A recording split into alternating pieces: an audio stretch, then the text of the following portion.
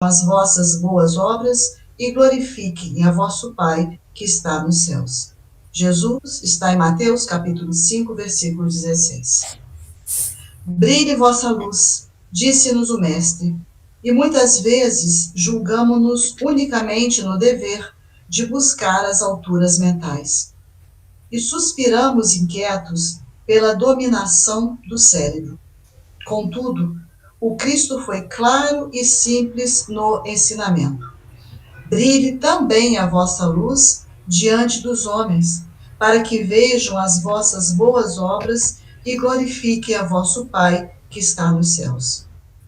Não apenas pela cultura intelectual, não somente pela frase correta, nem só pelo verbo flamejante, não apenas pela interpretação eficiente das leis divinas, não somente pela prece labial apurada e comovedora, nem só pelas palavras e pelos votos brilhantes.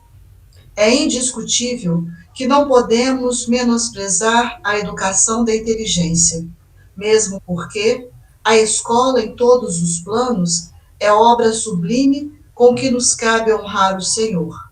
Mas Jesus, com a referência, convidava-nos ao exercício constante das boas obras, seja onde for, pois somente o coração tem o poder de tocar o coração, e somente aperfeiçoando os nossos sentimentos conseguiremos nutrir a chama espiritual em nós, consoante o divino apelo. Com o amor, estimularemos o amor, com a humildade, geraremos a humildade, com a paz em nós, ajudaremos a construir a paz dos outros, com a nossa paciência, edificaremos a paciência alheia, com a caridade em nosso passo, semearemos a caridade nos passos do próximo. Com a nossa fé, garantiremos a fé ao redor de nós mesmos. Atendamos, pois, ao nosso próprio burilamento, porquanto apenas contemplando a luz das boas obras em nós, é que os outros entrarão no caminho das boas obras, glorificando a bondade e a sabedoria de Deus. Vamos orar.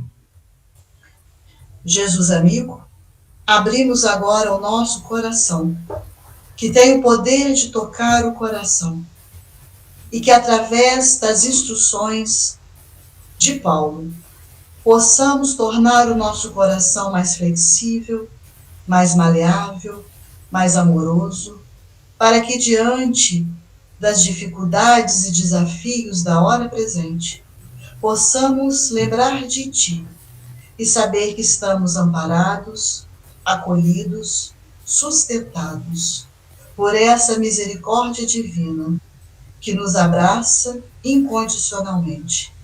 Que tenhamos coragem, Senhor, de fazer a nossa parte e que a cada dia possamos pisar com passos firmes e fortes, buscando chegar até Ti, acompanhá-lo, seguir na sua direção, no seu exemplo do seu Evangelho, que é o roteiro divino, para que possamos caminhar com mais facilidade entre as pedras do caminho. Agradecemos imensamente pela oportunidade que nos é dada, pelo reencontro semanal, do aprendizado, das reflexões e do estudo. E rogamos que a espiritualidade amiga continue a nos amparar. Que assim seja. Assim seja. Muito bem, gente. Inicialmente, boa noite para todos nesse feriado, finalzinho de feriado, terminando com o estudo de Paulo. Muito bom. No estudo passado, a gente deu uma passada lá no Velho Testamento, na história de Adão, da serpente, de Eva. Fizemos bastante link com o Novo Testamento. Alguém tem alguma pergunta da semana passada? Alguma observação? Algo que gostaria de compartilhar nesse momento?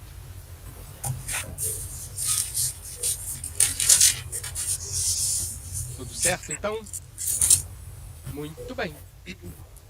A gente está no capítulo 5 de Romanos, e vamos iniciar o versículo 12. E é justamente por isso que nós tivemos que dar uma pausa e ir lá na história de Adão, tá? Porque a partir do versículo 12 até o 21, ele vai fazer a analogia entre Adão e Cristo, tá? Entre a nova aliança e a antiga aliança, tá? Então vou ler aqui o 12 e o 13. Eis porque, como por meio de um só homem, o pecado entrou no mundo, e, pelo pecado, a morte. Assim a morte passou a todos os homens, porque todos pecaram. Pois até a lei havia pecado no mundo. O pecado, porém, não é levado em conta quando não existe lei.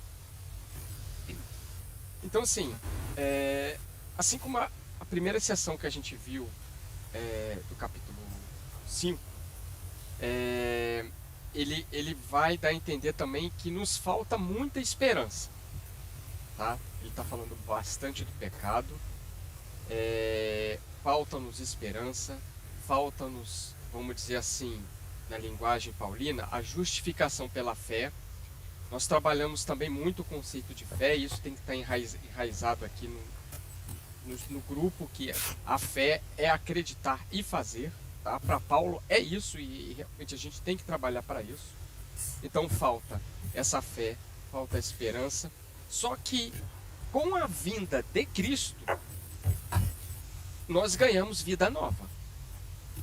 Nós ganhamos oportunidades novas.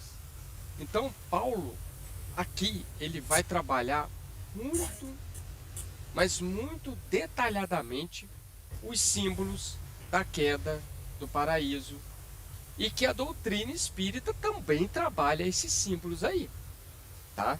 Só para a gente observar como que a doutrina espírita ela é ampla e uma sabedoria tão profunda, que ela trabalha esses símbolos com o Emmanuel lá no A Caminho da Luz, né? Ela vai trabalhar os espíritos capelinos, principalmente a partir do capítulo 2, onde ele vem falar da vida organizada, ele vem falar da queda do Adão. Então ele fala que isso tudo são figuras legendárias que têm um propósito de nos colocar no espaço e tempo, e que nada, tanto Adão como Eva, são lembranças dos espíritos degradados que vieram de Capela. Então observe que semana passada nós fizemos uma interpretação de Adão e Eva puramente bíblica. Puramente bíblica. A gente não pegou nem doutrina espírita. Nós comparamos Adão com Cristo, Eva com Maria, fizemos uma jornada dos irmãos que tinham biblicamente, né? Um sempre matando o outro, o velho mata o novo, o velho mata o novo. Só que a doutrina espírita nos dá essa explicação totalmente espiritual, né? E falando até que Caim e Abel são dois símbolos das personalidades das criaturas. Então tá aí, a gente consegue até fazer esse link, tá? Justamente com o texto bíblico.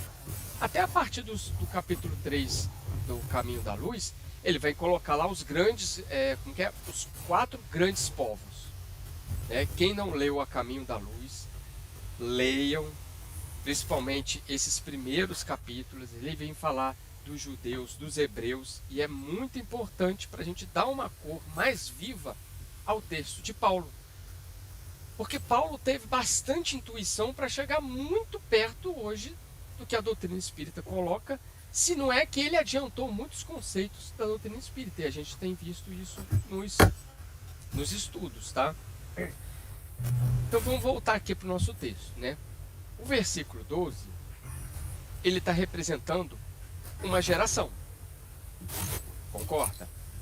O versículo 12 ele já está falando assim, ó, isso aqui é uma geração, a geração do pecado que entrou no mundo, o pecado e a morte. Por quê?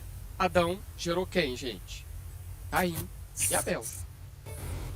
A geração adâmica, a geração de Caim, é uma geração de pecado e morte. Então o versículo 12 é a geração. E nós ainda estamos nessa geração, tá? Só para a gente ter ideia, a gente continua irmão matando irmão. A gente continua nisso aqui.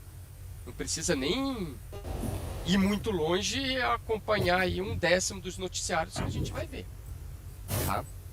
E aí no versículo 13, ele vai falar que a lei havia pecado no mundo.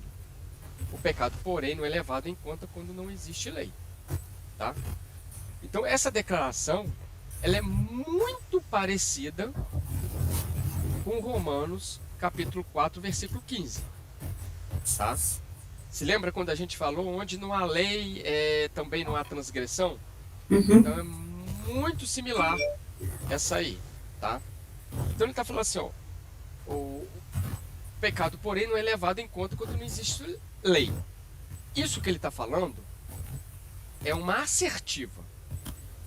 Se não existe uma lei que regulamenta, então a nossa sociedade não tem erro. Você concorda comigo? E essa lei é aquela lei legalista, né, Cisne, que está se referindo? É essa, né? Essa lei, é a lei legalista. Tá. Então, por exemplo, nós precisamos fazer uma lei Maria da Penha para poder proibir a morte, né, o feminicídio, a morte de irmãs. E quando não existia essa lei?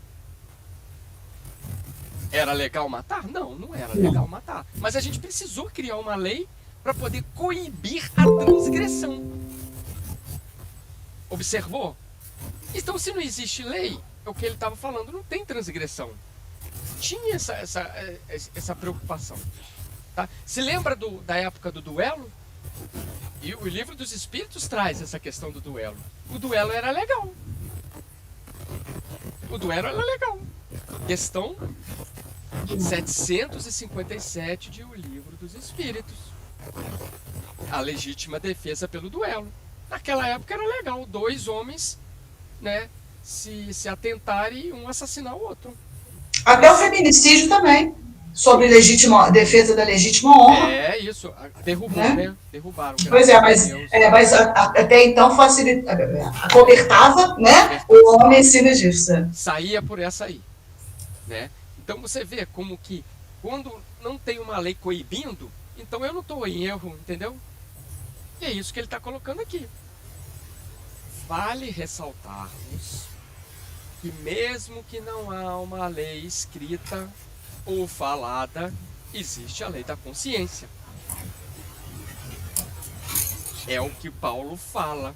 Antes era criança, agora a gente é adulto. Antes a gente não pecava, antes a gente tinha atenuante, agora nós temos agravante, a gente peca em erro. Entendeu? São as leis morais, né, Cisne? As leis morais que regeram e sempre irão reger o nosso planeta, como todo o universo.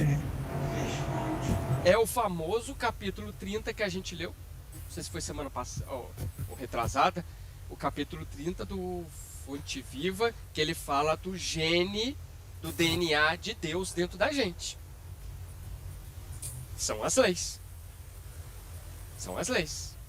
Então, mesmo que não exista uma lei para aquilo ali, e eu erro, eu estou em atitude erra, eu estou em pecado. Tá? Então, Paulo sabia disso. E sabia que existia tanto esse problema para judeus quanto para gentios. Né? E aí o Paulo vai começar a trabalhar em 2 histórias. A história de Adão e a história de Jesus. Adão, a gente vai falar muito dele, porque Adão, conforme até o Haroldo coloca no livro dele, é um termo que eu também vou trazer aqui, vou copiar dele, estou dando crédito para ele, mas é um termo muito assertivo, que ele fala que Adão é o falso movimento da humanidade. É o andar em falso. É o falso movimento nosso. Tá? E aí é o quê? É a humanidade egocêntrica, é a humanidade que se voltou para si mesma, é a humanidade Adão. Eu tiro Deus do centro e me coloco ali. Quando eu faço isso, eu faço o quê? Um falso movimento. Qual que é o falso movimento? Tirar Deus da minha vida e me colocar ali. Esse é o falso movimento. Por isso que eu vou repetir o que o Haroldo colocou, que é muito sábio, porque é um movimento. Sim, mas é falso. O pecado, o que é o pecado? É um falso movimento. É um falso movimento da lei de Deus. Tem as leis de Deus e o falso movimento. Falso movimento. Ok? Pode falar, Sheila. Falso movimento, que seria assim, a pessoa, talvez ela não tenha consciência. Ela está fazendo movimentos achando que está buscando Deus, mas na verdade ela está se colocando no centro. Como isso? Vamos dizer assim, vamos dizer assim, ela não é espírita, ela não sabe nada disso aqui, mas as leis estão dentro dela. É o que a gente falou em estudos passados. Pode existir lei até autorizando o aborto. Pode existir lei. E países fazem isso. Países têm pena de morte. Está conforme a lei. Eu estou agindo conforme a lei. Mas e a lei de Deus? Nesse caso é um falso movimento. Porque ela está se colocando no centro, o egoísmo, que é mais importante para ela, estaria sobressaindo a essa nossa consciência. Por isso, Sheila, que nós temos resgates coletivos. É o falso movimento da coletividade, que autorizado por uma lei, estava fazendo aquele caminho. E aí todos fazendo isso, todos nós fazendo a mesma coisa, nós aqui vamos depois de ter um resgate coletivo.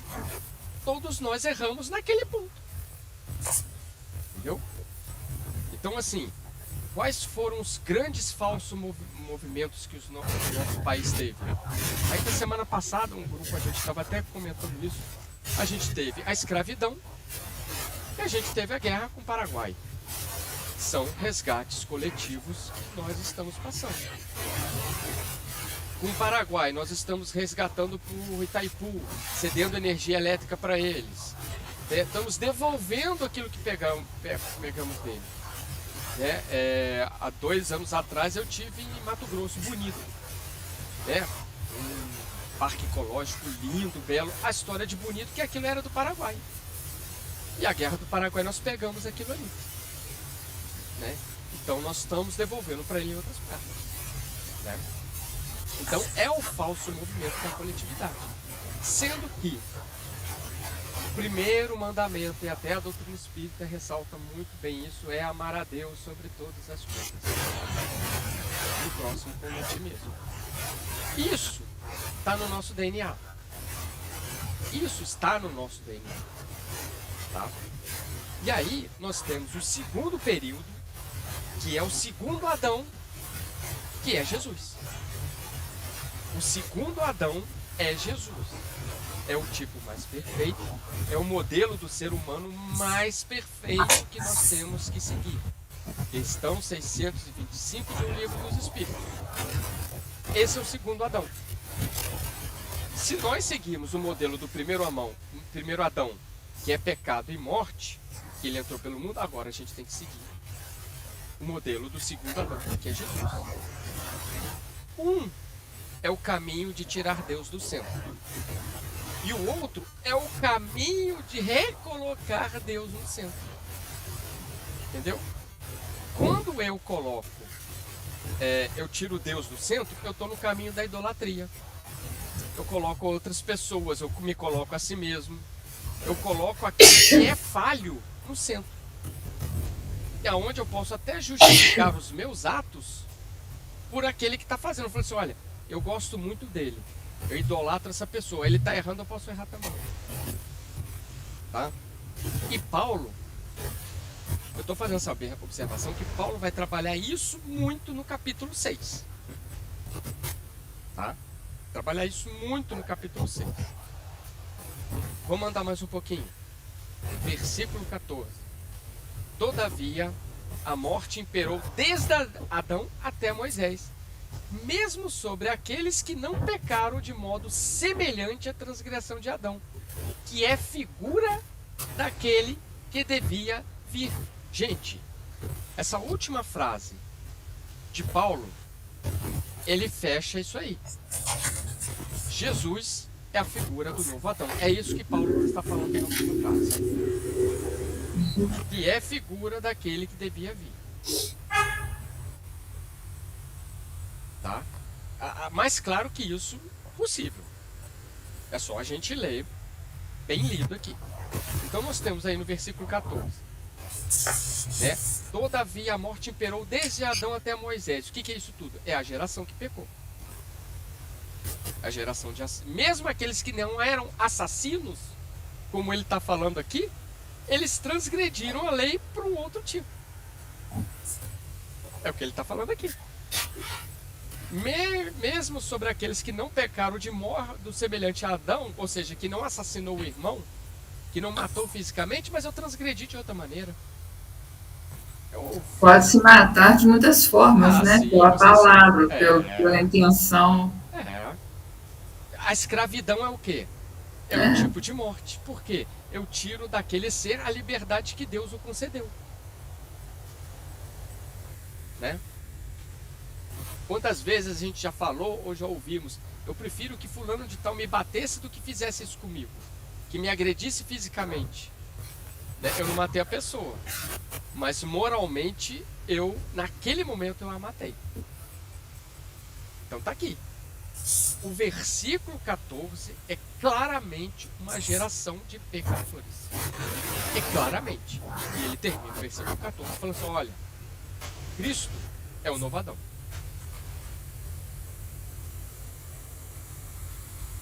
Ok, gente? Tudo bem? Marília, Sheila, Maria, tudo bem? Jussara? Vamos lá. Vamos lá, bem devagarzinho. Versículo 15. Entretanto, não acontece com o dom o mesmo que com a falta.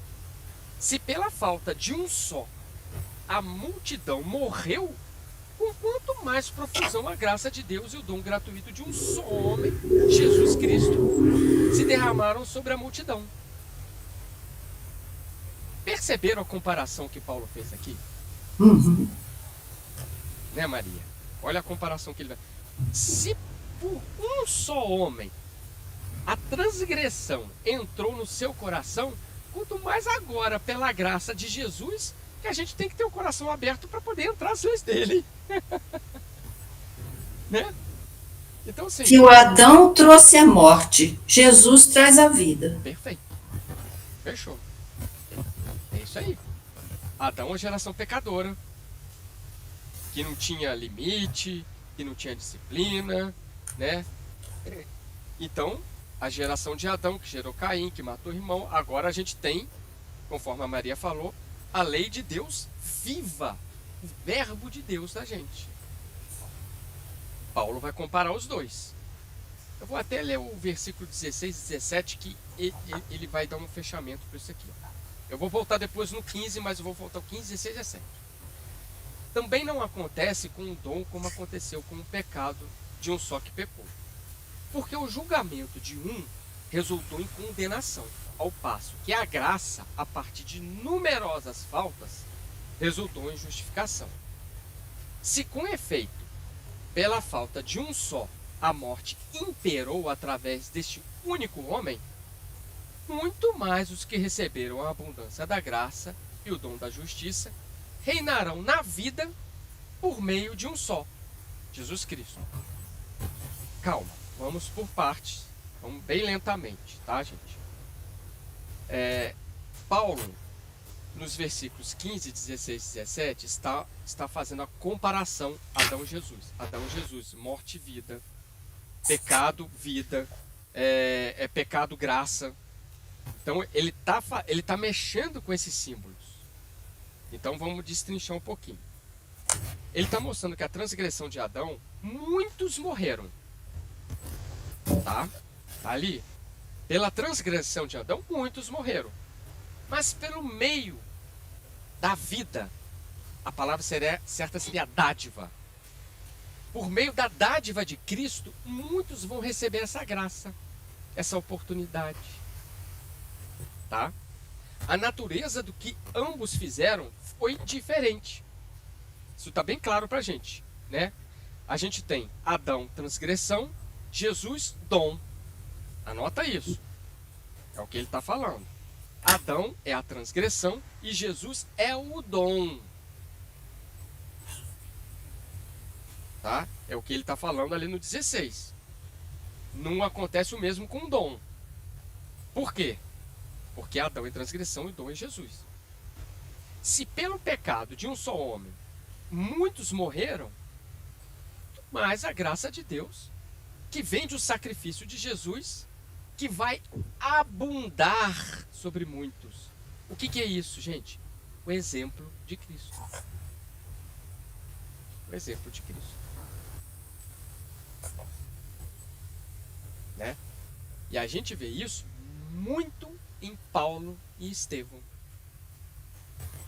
Se lembra de um episódio, eu esqueci o nome, quando Gamaliel ele entra na casa do caminho, né? O Paulo já tinha mexido com os pauzinhos dele, já queria prender Pedro, Estevão, e aí Gamaliel visita a casa do caminho. E Pedro pega Gamaliel e vai andando com ele na casa do caminho. E o Gamaliel vai vendo, nossa, vocês estão... E ele reconhece, agora me fugiu o nome, gente. Eu não sei se é Sadônio, um homem, Sim. eu esqueci o nome dele, mas é um patrício, é um homem rico que estava com lepra, a família abandonou, Isso. ele foi para o Vale dos Leprosos, depois recebeu a oportunidade de estar na casa do caminho, ele vira e fala assim, tanto é que o Gamaliel vira e fala para ele assim, fulano, você aqui? O que você está fazendo aqui? Ele fala assim, pois é. Praticamente, ele resumiu, a história dele é muito curiosa, mas praticamente ele virou e falou assim, olha, o judaísmo não me acolheu. Quem me acolheu foi esses homens do caminho que estão seguindo o exemplo de Jesus. É isso aqui. O dom, a graça, o exemplo do mestre, que é abundante sobre muitos. É isso que Paulo está falando aqui. O exemplo do Cristo, daquele que seguir, vai abundar sobre muitos. Eu vou tocar. É a mensagem de hoje do Emmanuel. Paciência gera paciência. Amor vai gerar amor. Caridade vai gerar caridade. Exemplo do Cristo. Então, no versículo 16, por meio da transgressão de Adão, recebemos o quê? A condenação. Cid, Fala, Marília. então me esclarece um pouco aqui. Sim. Quando fala aqui no 16, também não acontece com o dom como aconteceu com o pecado de um só. Então, Adão resultou em condenação e o dom, Jesus Cristo, resultou em justificação? Isso. Por É que isso? É isso mesmo, Maria. Por quê? Ele está falando o seguinte, a consequência é diferente. Uhum. Né? Vou pegar o que você falou. Adão gerou condenação. O que é essa condenação? É a consequência maléfica dos nossos atos. Uhum. É a consequência dos nossos atos. É a lei de ação e reação. Mas o Cristo vai elucidar sobre nossas atitudes. O Cristo vai jogar luz nas nossas atitudes. Por isso recebemos a justificação. É essa aí. Ok. O efeito do que os dois fizeram é diferente. O resultado é diferente. Né? Então a gente pode falar assim, ó, vou completar a equação que a gente começou lá. Adão, transgressão, lei de ação e reação, consequência, né, condenação. Jesus, dom, justificação. Então, é como se Paulo tivesse assim, que Adão você quer seguir? O novo ou o velho? Por quê? Porque olha o resultado. O velho é condenação. O velho é consequência da ação e reação. Olha o novo que te dá. O novo vai te dar justificação dos seus atos. Vai jogar luz nos seus atos. A gente poderia complementar com a justificação e regeneração? Isso, regeneração, reconciliação. É um termo que ele usou. A gente trabalhou semana passada. Reconciliação, regeneração. Perfeito. O pensamento é esse mesmo, Marília. Certíssimo. Tá? No caso de Adão, o julgamento de Deus nos trouxe condenação, que é a lei de ação e reação. No caso do Cristo, Deus nos trouxe a graça, a justificação. É isso mesmo. É isso mesmo. Tá? Tanto é que no versículo 17, deixa eu me posicionar aqui. A gente muda a visão aqui até eu cair no versículo 17. No versículo 17, ele vem falar mais um item de Adão, a morte. Por meio da transgressão de Adão, recebemos a morte. E por meio da dádiva de justiça, recebemos a vida. Então põe mais um aí nessa linha que a gente fez. Adão vai me levar à morte e Jesus vai me levar à vida. Fechou. Fechou. Adão, o que a gente falou? Adão, transgressão, lei de ação, reação, consequência, morte. Né? Gente, a morte aqui, por favor, não é uma morte física. Porque quando a gente faz o falso movimento de seguir o caminho, o meu caminho, o caminho das drogas, o caminho do vício, o caminho da corrupção, vamos dizer assim, simbolicamente, eu morro. E é esse que ele está falando, tá? Tem uma mensagem de Emmanuel, quem tiver no computador, e a Joelma gosta de pesquisar, existe uma mensagem de Emmanuel que fala, gente, que assim, gente, qual que é a mensagem de Emmanuel? Ele fala da vida e da morte. E ele vira, fala, como que é que ele fala? Não, ele fala da existência e da vida. Existência Deus te dá, mas agora a vida é caminho seu. É isso que Paulo estava observando aqui. Quando você faz o falso movimento, você morre ali. Não é morte física. Por isso que vem Jesus. Por quê? Quando ele joga a luz sobre os seus atos, e você vira e fala assim, ixi, estou errado aqui. Deixa eu me reconciliar, deixa eu me regenerar. Ali você fez o quê? Vida. Você viveu de novo. Numa existência, você pode ter várias vidas. Vários renascimentos. E esse é o grande objetivo da nossa existência. Né? É o que o Emmanuel vai falar. Ó, a existência Deus te dá. Agora a vida, a escolha é sua. Eu sabia dessa mensagem de cabeça, agora eu esqueci. Tá? Existência e vida, alguma coisa assim. Tá? Então ele vem falar isso no versículo 17. Né? Reinou a morte. Agora, através do sacrifício de um só homem, reinou a vida. Olha só, Adão é a morte, mas Jesus é o sacrifício e se origina a vida, gente. Olha que bonito que é isso. O sacrifício vai me originar a vida. Né? O que ele vem falar aqui no finalzinho, né? Reinará a vida por um só homem, vai receber abundância da graça, né? Ou seja, vai me jogar a luz através do sacrifício de um só homem, que a gente vai observar e falar assim, nossa, Jesus fez isso tudo, passou por isso tudo. Eu também vou passar por esse sacrifício, vou carregar o fardo que Jesus falou que eu tenho que carregar, que com ele é mais leve. Que antes de oferecer uma oferenda, eu tenho que perdoar meu irmão. Que quando ele conta a parábola do bom samaritano, eu não tenho que escolher quem é o meu próximo. Eu tenho que ser o próximo. Porque os fariseus escolhiam o próximo. Opa, esse aqui é meu amigo, ele eu vou ajudar. Não, esse aqui não faz parte da minha turma. Então não. Aí ele conta a parábola do bom samaritano, que se originou de quê, gente? A parábola do bom samaritano se utilizou de uma pergunta legalista feita por um fariseu a Jesus.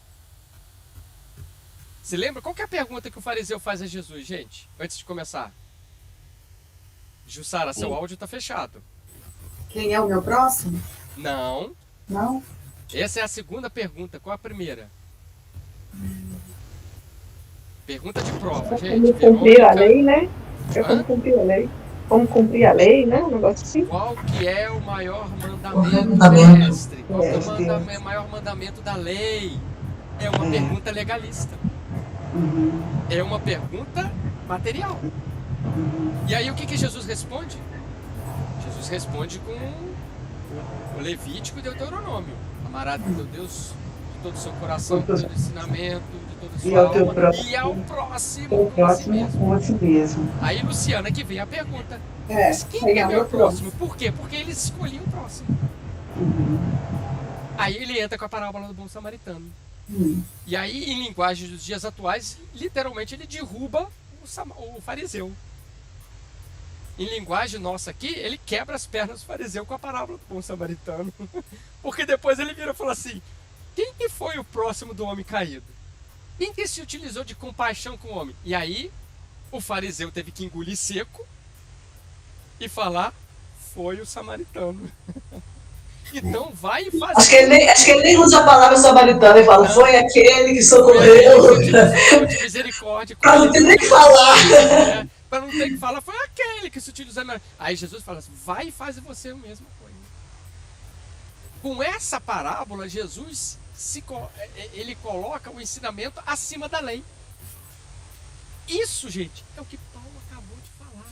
É a vida. É a vida. Se eu sigo a lei, é o que a gente acabou de refletir. Muitas vezes a lei está me levando à morte. Mas com Jesus me leva à vida. É muito bonito isso aí. Fechamos então o 17. Vamos aqui no 18, 18 e 19. Vamos lá.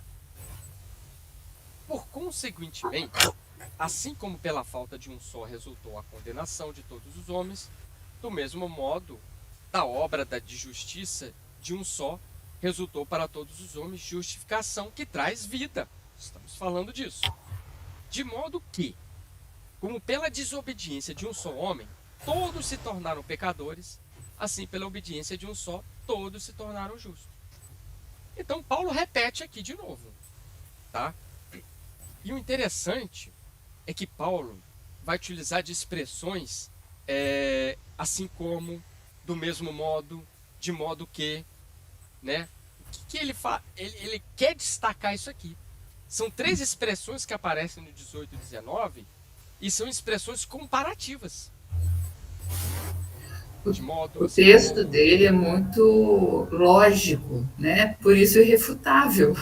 Exatamente. O Paulo, você vai lendo Paulo e ele vai te fazendo assim, pelo caminho assim, ó, e chega assim, ele te leva a chegar à conclusão. Ele te leva a refletir. Ele vem trabalhando com você, com a gente, e fala assim: olha, o resultado é esse aqui. E ele trabalha pela lógica. Ele trabalha pela lógica. Né? A condenação, ela é real. Do Adão. Ele está falando aqui. Mas não é irremediável. Por quê? Porque com Cristo, que está acessível para todos, eu me justifico. E aí eu preciso do esforço, eu preciso da vontade, que a doutrina espírita trabalha tanto. A condenação, sim, mas ela não é incurável, ela não é irremediável. Por quê? À luz de Jesus. Nós aqui estamos trabalhando para sair da geração de Adão e seguir Jesus. Por isso que eu estou falando, essa justificação, essa graça, entre aspas, está acessível para todos. Basta o nosso esforço, basta a nossa vontade. Qual que é o verdadeiro espírita? Oi? Rapidinho, Jorge. O verdadeiro espírita se reconhece pelo esforço. Pela transformação moral, né? E o esforço que ele faz para conseguir essa transformação. Pode falar agora, Ângela. Não, se a gente pensar que a lei do progresso é um determinismo divino, sim, né? Esse modelo adâmico tende a desaparecer e permanecer o modelo do novo Adão, que é o Cristo. Perfeito. É isso aí. né? É isso aí.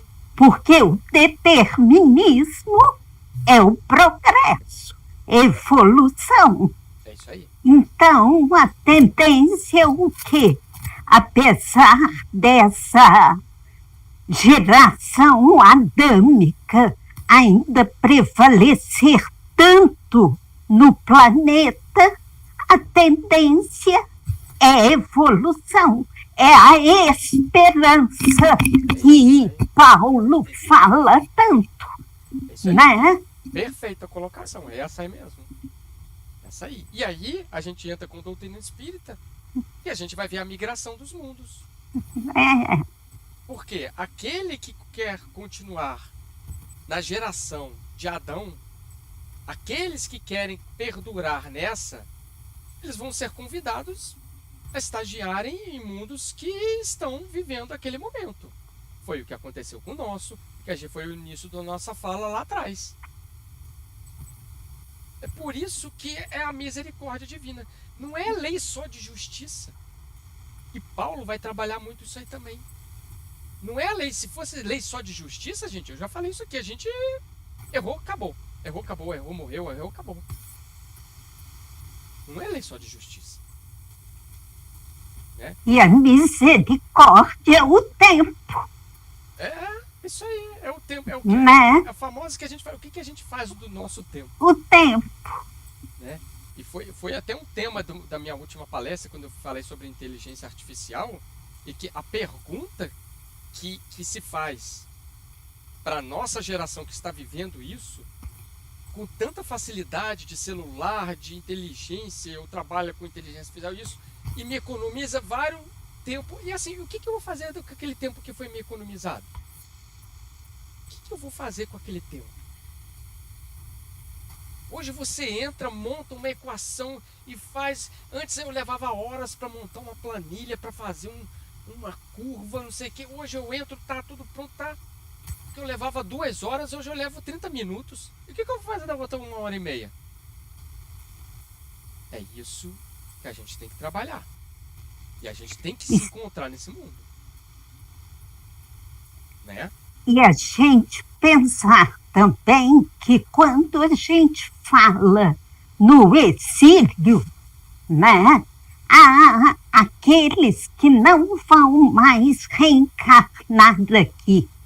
Nós, da geração adâmica, vemos isso como quem diz, ó, você não compara comigo, vai ser excluído. Não, é a misericórdia divina dando àquele espírito o tempo necessário, né? É Porque se a gente pensa, Capela, os que vieram para aqui, onde nós estamos, é o quê? Né? Muitos de nós talvez tenhamos até vindo de lá. Pois é. E a gente se acha melhor do que aqueles que estão saindo. Quando a gente já faz isso, é o falso movimento. Eu me acho É melhor, o falso movimento, eu já entrei no outro caminho. Eu sou o centro O nosso estudo do EBEG. do EBEG. Quando os discípulos estão lá com assim, quem é o maior? Eu sou maior. É. João, não é Pedro.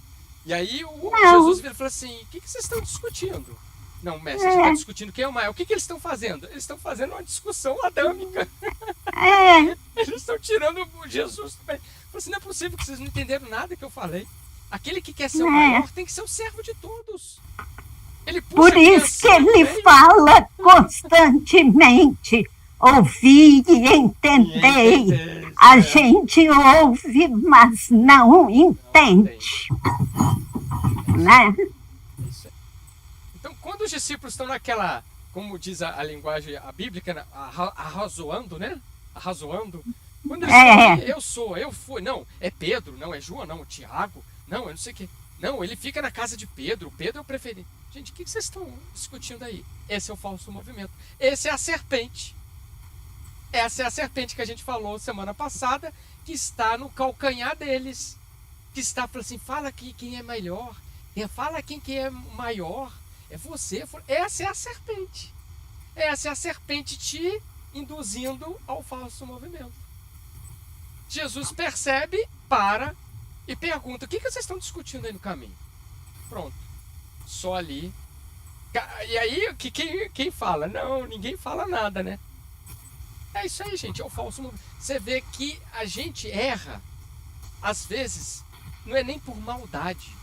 Às vezes a gente erra pela ignorância. A gente erra, às vezes, porque todo mundo está fazendo assim, eu faço também. Mas continua sendo um falso movimento. Continua sendo. Continua sendo. E aí, nesses versículos 18 e 19, é o que a gente falou, tem uma comparação, tem um contraste, né? Cristo, Adão, né? Cada ação vai levar para um caminho, é o que a gente fez aí a linha, né? Desde Adão até a morte, desde Jesus até a vida, né? Vai falar da desobediência, da condenação, vai falar da justificação e fala aí da vida, né? Aqui no 18 e 19 é mais a comparação, tá? Vamos lá no 20, 21. Ora, a lei interveio para que avultasse a falta. Mas onde avultou o pecado, a graça superabundou. Para que, como imperou o pecado na morte, assim também imperasse a graça por meio da justiça, para a vida eterna, através de Jesus Cristo nosso Senhor. Gente, o que vocês interpretaram nesse 20 e 21 aqui? Eu deixei o mais difícil para ouvir vocês um pouquinho. O 18 e 19 foi muito fácil. Agora eu quero saber o que vocês conseguiram tirar do 20 e do 21. O que vocês conseguiram tirar aí? Ninguém? Nada? Então vamos por partes. O que é avultar? Porque tem um verbo aqui, avultar-se, né? O que é avultar? Destaque. Destaque, elevar, né? Tornar maior, né? Ora, a lei interveio para que, né, elevasse a falta. Mas onde elevou o pecado, a graça superabundou. Né? Ele está fazendo aqui, gente, no 20 e 21, uma outra comparação. Ele está contrastando a vida e a morte. Assim como o pecado reinou através da morte, através dessa lei, assim também a graça vai reinar produzindo vida eterna. Esse é o resultado da obra de cada um. O Sidney, a graça que vai, porque quando surge o pecado, Deus, Jesus nos ensina a perdoar não 7 vezes, mas 70 vezes 7. Então, quando surge o pecado, vem o Cristo e faz com que a bondade, a misericórdia seja maior. Seria isso? Ele potencializa as virtudes. Lógico. Se bondoso naquela época, depois a gente traz para nós aqui. Se ser bondoso, se ser carinhoso naquela época era uma coisa tão mesquinha, tão ridícula, tão baixa, com Jesus não. Essas são as virtudes. Ele pega as virtudes que estão todas lá relegadas, que quase ninguém pratica, ele passa por cima de todo mundo. Esse exemplo que a Anja acertou. A lei e Jesus. A lei fala perdoa 70 vezes 7. Jesus pergunta, você tem que perguntar infinitamente. Então o perdão passa acima da lei. Porque você só perdoa se houver infração. É isso aí. Se não existe pecado, Eu não tenho por que perdoar. Você não me fez coisa alguma. Eu não tenho que te perdoar, Sim. né? As virtudes só se desenvolvem diante desses atos. Eu vou ter tolerância com quem? Né? Paciência com quem? Perdoar com quem? Então, quando surge a infração. A infração. É o que ele fala no 21. Pecado, no caso, né? Sim, e na linguagem dele, né? Ele tá É. falando no 21, ó. Como imperou o pecado na morte, assim também imperasse a graça por meio da justiça para a vida eterna. É. Todo mundo tá fazendo errado. Não, mas agora, ser bondoso com Jesus, eu sei que, conforme a gente fala assim, é bom. Perdoar, eu sei que é bom. Ter paciência, eu sei que é bom.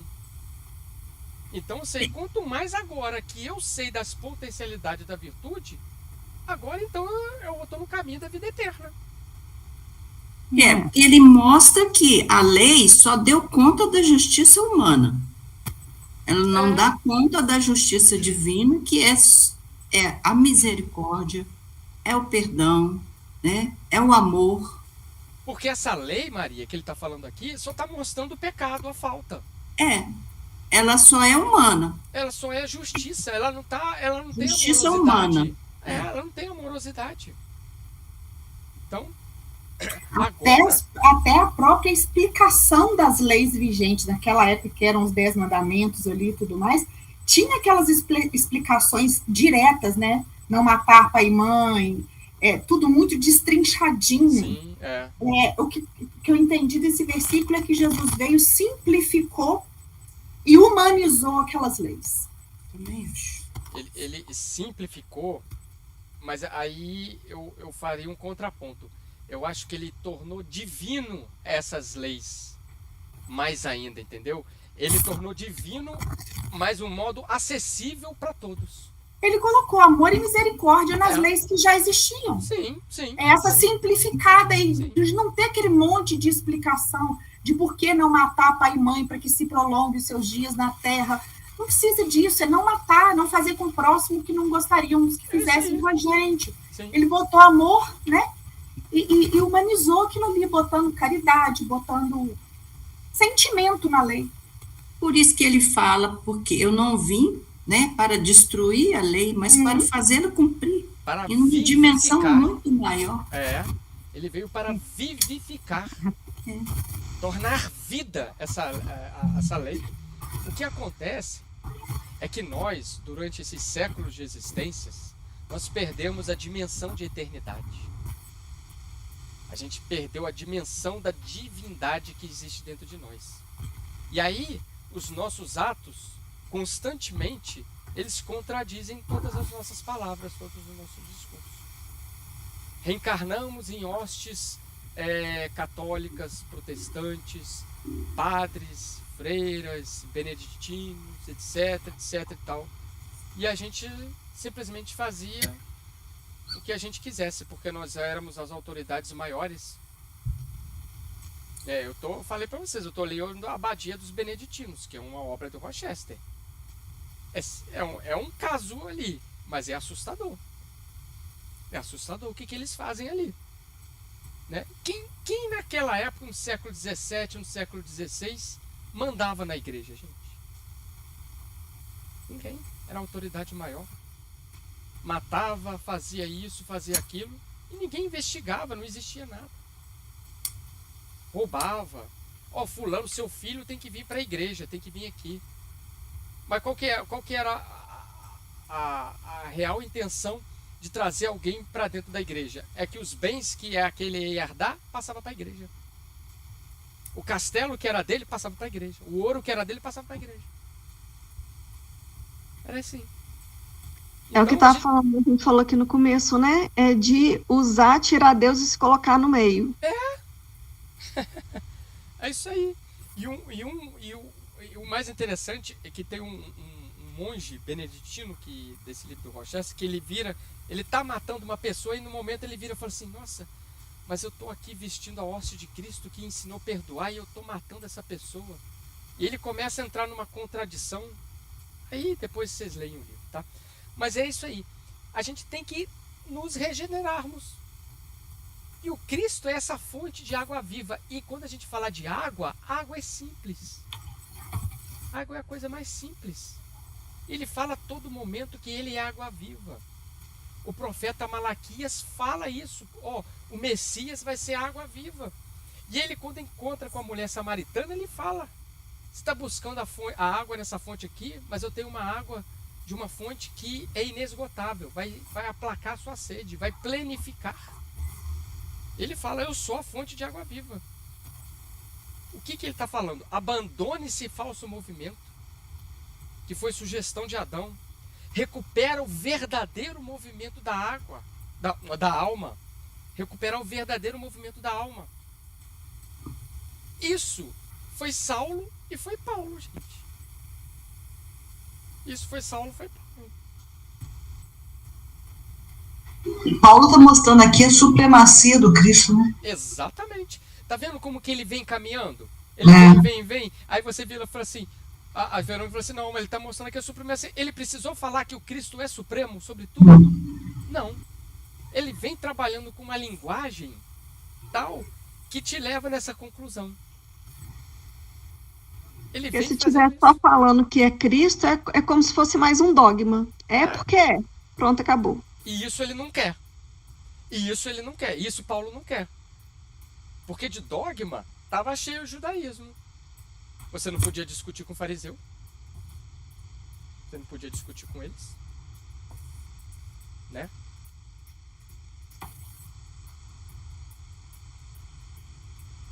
Fechamos o capítulo 5. Então, dever de casa para o capítulo 6. Leia a questão 1009 de O Livro dos Espíritos. Nós vamos trabalhar nela, no capítulo 6. Tá? No capítulo 6, deverzinho de casa, leia a questão 1009, porque Paulo vai ser um dos espíritos que vai responder a questão 1009. Santo Agostinho responde e Paulo responde. E a resposta de Paulo tem tudo a ver com a carta dele.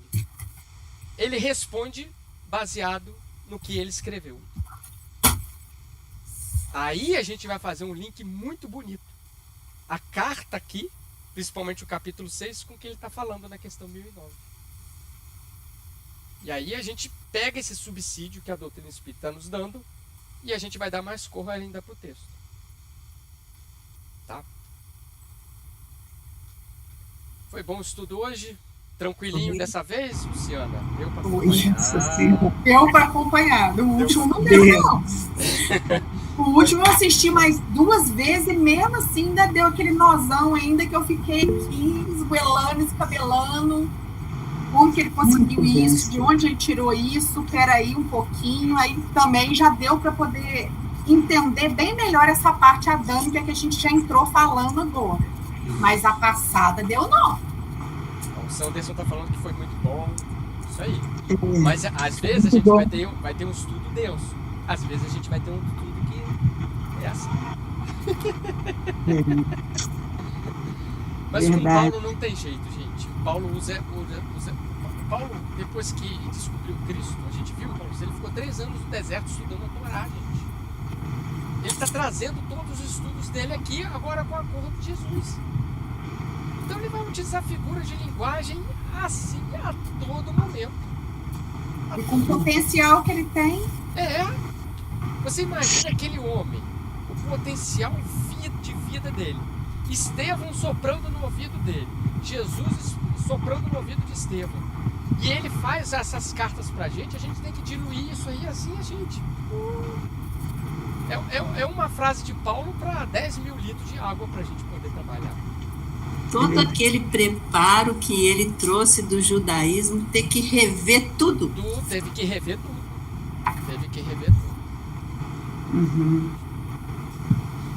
E capítulo 6 tem Emmanuel também, tá, gente? Tem versículo 4, ter no versículo 23 para a gente trabalhar. O Emmanuel vai ajudar a gente também nos versículos 4 e 23. Tá? Vamos ler para a gente poder trabalhar em o Emmanuel. Uhum. Então, Tá certo. paramos no capítulo 6. Você tem aí as mensagens, os livros do Emmanuel? Quais são? Tá anotado, não? Eu tenho aqui. Coloca então no grupo pra gente. 6.4, mudança e proveito. 6.23, hoje, onde estivermos.